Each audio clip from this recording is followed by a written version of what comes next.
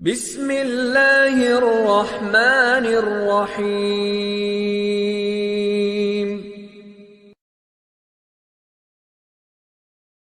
السميع العليم من الشيطان الرجيم من همزه ونفخه ونفثه بسم اللہ الرحمن الرحیم۔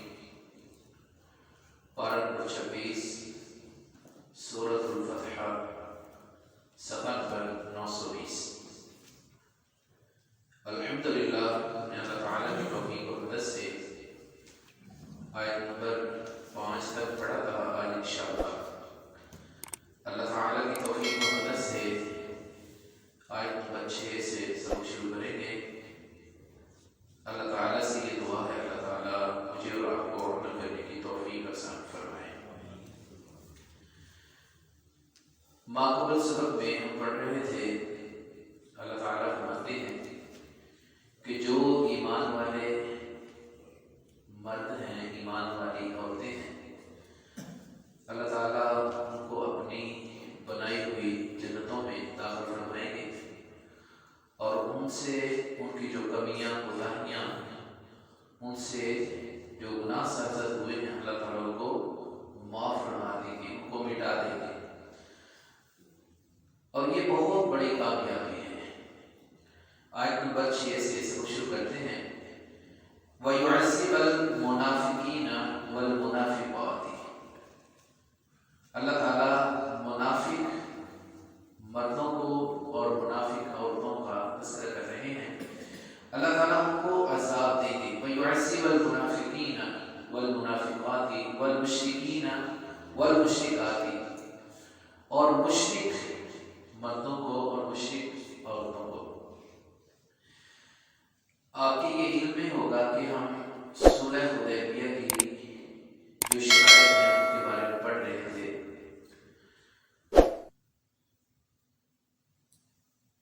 صلح حدیبیہ کی جو شرائط تھیں وہ بظاہر مسلمانوں کے خلاف تھی۔ جب مسلمان یہاں سے مدینہ سے چل پڑے تو کافروں نے رسول اللہ صلی اللہ علیہ وسلم کو اور ان کے رفقاء کو مدینہ میں جب یہ چل پڑے ہیں تو حدیبیہ کے مقام پہ ان کو روک لیا۔ اب اس کے بعد مشرکین کے ساتھ یہ شرارت طے پائی، جن کی کچھ شکیں تھیں، 10 کے قریب شرطیں تھیں، ساری کی ساری مسلمانوں کے خلاف تھی۔ اب مسلمان جب یہاں سے نکلتے ہیں، جو پیچھے سے جو منافقین تھے وہ بغلے بجانے لگے، شور مچانے لگے کہ پہلے تو مشرکین جو تھے یہاں آ کر لڑائی کیے کرتے تھے، اب مسلمان خود ان کے ہاں پہنچ چکے ہیں، اب مشرکین جو ہیں ان کو واپس نہیں آنے دیں گے۔ یہ منافقین کی بات تھی، ان کا یہ گمان تھا کہ آج جب یہ 1400 کے قریب جو رسول اللہ صلی اللہ علیہ وسلم کے ساتھی ہیں، یہ انہوں نے مدینہ کو چھوڑ دیا ہے، اب یہ واپس نہیں آئیں گے۔ ادھر سے انہوں نے یہ شروع کو شروع کر دیا۔ اب اس کے بعد جو مشرکین تھے ان کا یہ رد عمل تھا، مشرکین کہتے بڑے خوش تھے، کہنے لگے کہ ہم اپنے مقصد میں کامیاب ہوئے، ہم نے جو شرائط مسلمانوں کے ساتھ طے پائی ہیں ہم اس میں کامیاب ہوئے ہیں۔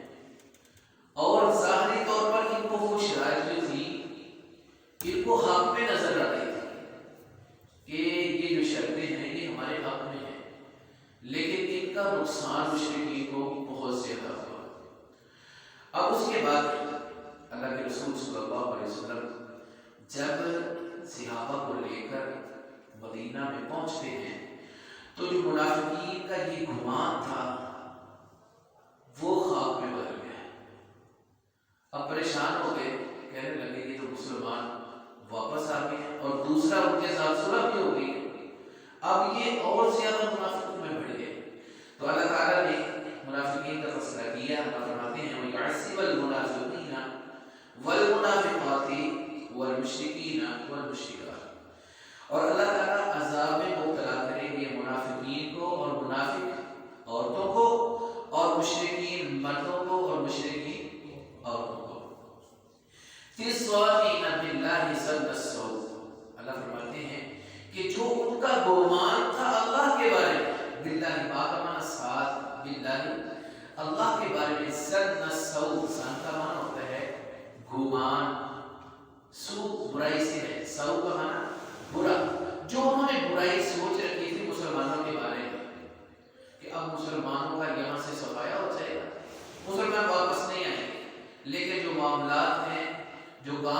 سارے کے سارے اپنے اللہ کی مشیت اور ارادے سے ہوتے ہیں.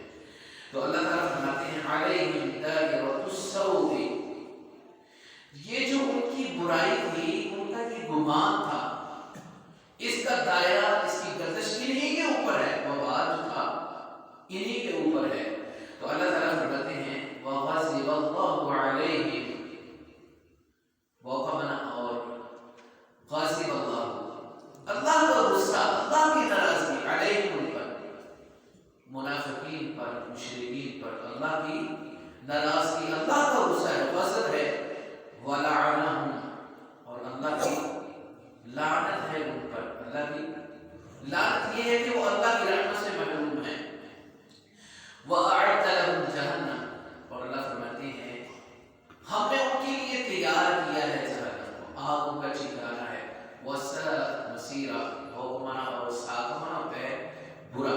وَسَاءَتْ مَصِيرًا، اور یہ جو جہنم ہے یہ ٹھکانہ بہت ہی برا ٹھکانہ ہے. وَلِلَّهِ جُنُودُ السَّمَاوَاتِ وَالْأَرْضِ، وَقَمَنَ اور لِلَّهِ لفظ لیکمن لیے واسطے اللہ کے لیے ہے.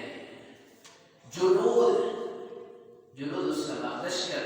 اللہ فرماتے ہیں آسمان اور زمین میں جتنے لشکر ہیں ان کی تعداد میں میرا اللہ ہی جانتا ہے، اور جتنی تعداد میں ہے وہ بھی اللہ جانتے ہیں، اور جو لشکر ہیں وہ بھی اللہ تعالیٰ جانتے ہیں زمین و آسمان میں. تو اللہ فرماتے ہیں وَكَانَ اللَّهُ عَزِيزًا حَكِيمًا، اور ہے اللہ تعالیٰ بڑا ہی غالب، بڑا ہی حکمت والا ہے. اب دیکھیں کہ اللہ کی کیسی حکمتیں ہیں. میرا اللہ چاہے تو اللہ کن کہہ کر کافروں کو تباہ و برباد کر دے، میرے اللہ کے اختیار کے اندر ہے. میرا اللہ چاہے تو فرشتوں سے، اپنے دشمنوں سے یہ کام لے لے. میرا اللہ چاہے تو زمین سے کام لے لے، زمین میں زلزلہ برپا ہو گئے، آسمان سے کوئی ان کے اوپر عذاب نازل ہو. لیکن یہ جو سارے کے سارے معاملات ہیں یہ میرے اللہ کی حکمت کے ساتھ چل رہے ہیں. تو اللہ سارے وقت پر غالب ہے. اللہ تعالیٰ آزماتے ہیں ہر انسان کو، ایمان والوں کو بھی آزمایا.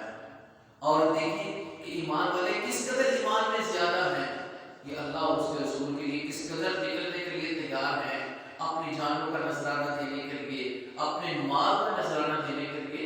یہ اللہ کی مشیت ہے، اللہ کے ارادے ہیں، اللہ کی یہ حکمتیں ہیں. اللہ فرماتے ہیں وَكَانَ اللَّهُ عَزِيزًا حَكِيمًا، اللہ تعالیٰ بڑا ہی غالب ہے، بڑا ہی حکمت والا ہے. اِنَّا أَرْسَلْنَاكَ، اِنَّا کا معنی ہوتا ہے بے شک. اِنَّا بے شک ہم نے، ارسل بھیجا ہے. ارسلناک، نون کھڑی زبر نا کا معنی ہم نے، کاف زبر لا کا، یہ ضمیر آپ صلی اللہ علیہ وسلم کی طرف لوٹ رہی ہے. اللہ فرماتے ہیں اے پیارے پیغمبر صلی اللہ علیہ وسلم، بے شک ہم نے آپ کو مابعوث فرمایا ہے، آپ کو بھیجا ہے، آپ کو بنایا ہے. شاہداً، گواہی دینے والا، آپ گواہ ہیں. ومبشراً، اور خوشخبری دینے والے ہیں. ونذیراً، اور آپ ڈرانے والے ہیں. لتؤمنوا باللہ، یہ اس کی جو تفسیر ہے یہ ہم پیچھے پڑھ کے آئے ہیں سورۃ الاحزاب میں. یا ایھا النبی انا ارسلناک شاہدا ومبشرا ونذیرا، وہاں پہ بھی اللہ تعالیٰ نے اس طرح بیان فرمایا ہے. لتؤمنوا باللہ، لام سے یہ کا معنی تحت لیے واسطے، تاکہ تم مومن بنو، ایمان والے بن جاؤ، ایمان لے کے آؤ. باللہ، پاک معنی ساتھ، باللہ اللہ پر، تاکہ تم اللہ پر ایمان لے کے آؤ. ورسولہ، اور اس کے رسول پر ایمان لے کے آؤ. وتعزروہ، اور تم اس کی مدد کرو. جتنے دینی احکامات محمد رسول اللہ صلی اللہ علیہ وسلم پر اللہ کی طرف سے نازل ہو رہے ہیں، اب مدد کیسے ہوگی کہ ان احکامات پر عمل کیا جائے جو اللہ کے پاک پیغمبر صلی اللہ علیہ وسلم نے بیان فرما دیا. وہ تو اللہ کے حکم سے ہے. محمد رسول اللہ صلی اللہ علیہ وسلم پر جو بھی اللہ کا حکم نازل ہوتا ہے، اب یہ جو حکم ہے کہ آپ کے جو ساری کی ساری ان کی شرائط ہیں وہ ماننا، اور ظاہری طور پر جو مسلمان تھے صلح حدیبیہ کی جو شرطیں تھیں وہ ساری کی ساری ان کے خلاف تھی. لیکن میرا اللہ جانتا ہے کہ ان کا مسلمانوں کو کس قدر فائدہ ہوا اور مشرکین کو کو کس قدر نقصان ہوا۔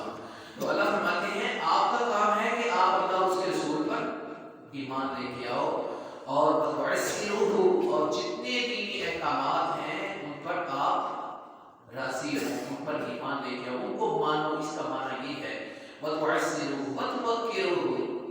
اور آپ کی توقیر کی جائے، آپ کی عزت کی جائے، آپ کا احترام کیا جائے۔ آپ کا احترام کیا ہے؟ توقیر کیا ہے؟ آپ کی عزت کیا ہے؟ محمد رسول اللہ صلی اللہ علیہ وسلم کی جب بات آ گئی، جب آپ کا فرمان آ گیا، جب آپ کا حکم آ گیا، پھر ہم نے سوچنا نہیں ہے۔ عزت یہ ہے، توقیر یہ ہے کہ ادھر فرمان رسول ہو، ادھر ہم نے گردن جھکائی ہو، یہ عزت ہے۔ ایک شخص کہتا ہے کہ میں رسول اللہ صلی اللہ علیہ وسلم سے بڑی محبت کرتا ہوں، لیکن جب بات کی بات آتی ہے تو وہ بالکل پیچھے ہے، تو یہ محبت کا تقاضا نہیں ہے۔ اور رسول اللہ صلی اللہ علیہ وسلم کا فرمان بھی ہے کہ جو شخص من احب سنتی فقد احبنی، جس شخص نے میری سنت سے، میری حدیث سے، میرے طریقے سے محبت کی ہے، اس نے میرے ساتھ محبت کی ہے۔ محبت کا تقاضا تو یہ ہے کہ ہم ہر بات میں ادھر بہتر تھے توجہ کریں، ہماری عبادات اللہ اور اس کے رسول کے حکم کے مطابق ہونی چاہیے۔ اس کے بعد عبادات کے بعد جو باتیں ہیں، ہمارے معاملات ہیں، سارے کے سارے معاملات اللہ اور اس کے رسول کے حکم کے مطابق ہی ہونے چاہیے۔ اسی لیے اللہ تعالیٰ قرآن پاک میں فرماتے ہیں لَقَدْ كَانَ لَكُمْ فِي رَسُولِ اللَّهِ أُسْوَةٌ حَسَنَةٌ۔ محمد رسول اللہ صلی اللہ علیہ وسلم کی جو حیات طیبہ ہے، جو آپ کی حیات پاک ہے، تمہارے لیے بہترین نمونہ ہے۔ نمونہ سیمپل کو کہتے ہیں، اور سیمپل جیسے نبی صلی اللہ علیہ وسلم کی عبادت، آپ کی جیسی نماز، آپ کا جیسا روزہ، آپ کا جیسا حج، آپ کا جیسا جہاد، اس کے بعد آپ کا جو معاملات ہیں، آپ کا دوسروں کے ساتھ رہنا سہنا ہے، آپ کا جو لباس ہے، آپ کی جو وضاحت ہے، آپ کی جو شکل و صورت ہے، وہ ہمیں محبوب ہونی چاہیے۔ یہ محبت کا تقاضا ہے، کیوں جی ایسے ہی ہے نا، محبت کا تقاضا تو یہ ہے۔ تو اللہ نے ہم کو یہ حکم دیا ہے کہ اللہ اس کے رسول پر ایمان لاؤ اور اس کی مدد کرو۔ مدد دینی احکامات پر عمل ہے۔ اس کے بعد وَتُوَقِّرُوهُ، اس کی عزت و احترام کرو، وَتُسَبِّحُوهُ بُكْرَةً وَأَصِيلًا۔ اللہ فرماتے ہیں کہ اس کی تسبیحات کو بیان کرو، کس کی؟ میرے اللہ کی۔ بُكْرَةً وَأَصِيلًا، صبح و شام، صبح و شام بُكْرَةً وَأَصِيلًا اللہ کی تسبیحات کو بیان کرو۔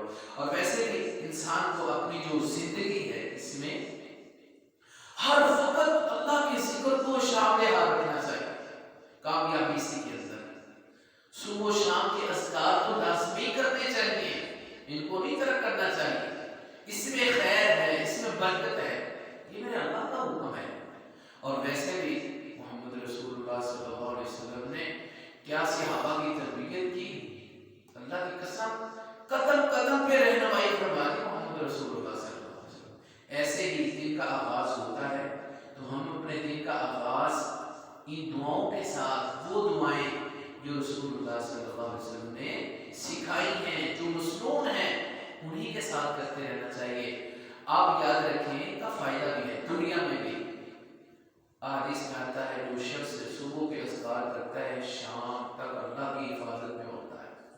جو شخص شام کو ان اذکار کو پڑھ لے، حدیث میں آتا ہے جو شخص ان کو پڑھ لیتا ہے، معمول بناتا ہے، صبح ہونے تک وہ اللہ کی حفاظت میں رہتا ہے۔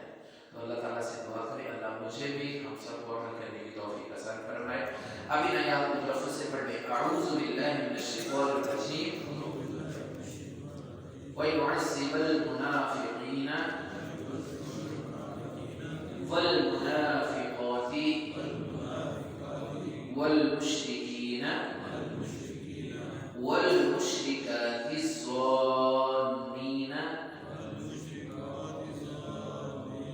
یہ ذوق کو نون کے ساتھ ملائیں گے، وَالْمُشْرِكَاتِ الظَّانِّينَ بِاللَّهِ ظن السوء عليهم دائرة السوء تصديق السوء وغضب الله عليهم ولعنهم وأعد لهم